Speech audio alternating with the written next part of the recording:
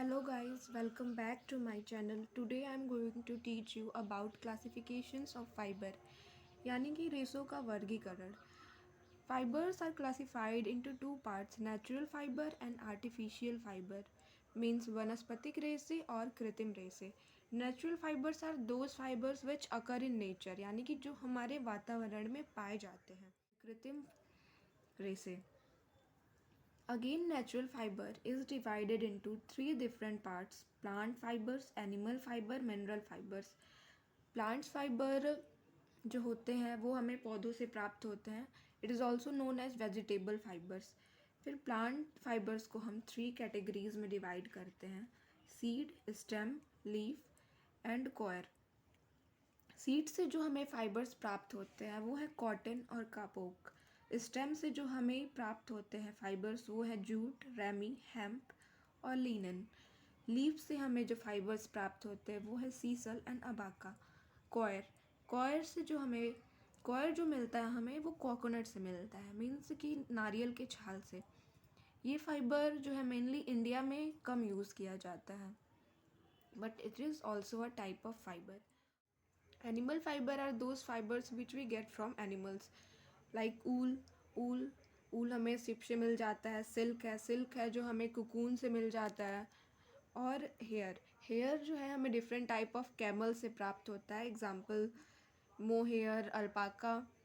Minerals means खनिज, यानी कि कुछ फाइबर्स ऐसे हैं जो हमें मिनरल से प्राप्त होते हैं, जैसे gold, silver and asbestos. Asbestos जो होता है वो हमें varieties different type of rocks से प्राप्त होता है. ये भी एक तरह का फाइबर है. आते हैं आर्टिफिशियल फाइबर्स पे. Artificial fibres are also natural fibres, but these are those natural materials of cellulose which has been taken from example cotton, linter and wood pulp, and we processed them chemically and changed their form and changed their characteristics like length. यानी कि वे रेसे जिसको हम chemically उसमें बदलाव लाते हैं. क्या बदलाव लाते हैं?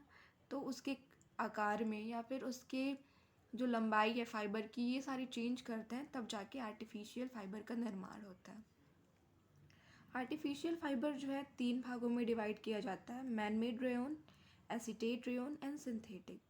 मैन मेड रेयन जो होता है made from natural source of regenerated cellulose, यानी कि ये भी हमें प्राकृतिक स्रोत से ही प्राप्त होता है, but these are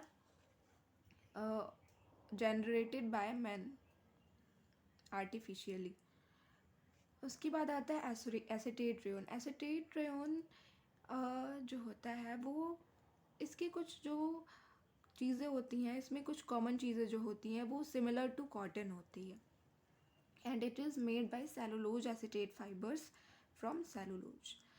third is synthetic fibre. Synthetic fibre जो होते हैं वो भी सेलुलोजिक फाइबर्स होते हैं जो कि हमें नेचर से प्राप्त होते हैं. हम ऐसा कह सकते हैं कि ये एक टाइप का पॉलीमर है, यानी कि स्मॉल यूनिट ऑफ पॉलीमर्स है. एग्जाम्पल हैं सिंथेटिक फाइबर्स के nylon, Dacron, Orlon, Terylene, Acrilan, rubber etcetera.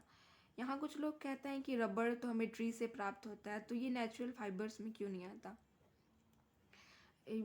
ऐसा कह सकते हैं कि रबर एक नेचुरल फाइबर तो है, हमें ट्री से प्राप्त होता है, पर क्या वो डायरेक्ट वो यूज़ हो सकता है? नहीं. तो हम उसमें कुछ आर्टिफिशियली केमिकली चेंज लाते हैं, जनरेट करते हैं, इसलिए जो रबर है वो एक सिंथेटिक फाइबर है. उसके बाद हमारा एक आता है ग्लास फाइबर.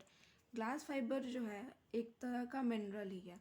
क्यों? क्योंकि ये भी हम different type of varieties of rocks से इसे प्राप्त करते हैं, जैसे कि सिलिका से, सैंड से, लाइम स्टोन से और certain different type of minerals से हम ग्लास फाइबर को प्राप्त करते हैं. ये हमारा फाइबर्स का क्लासिफिकेशन था जो कि बेस्ड है हमारे टेक्सटाइल पे.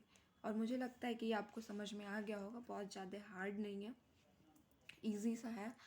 And thank you for watching and please like, share and subscribe my channel.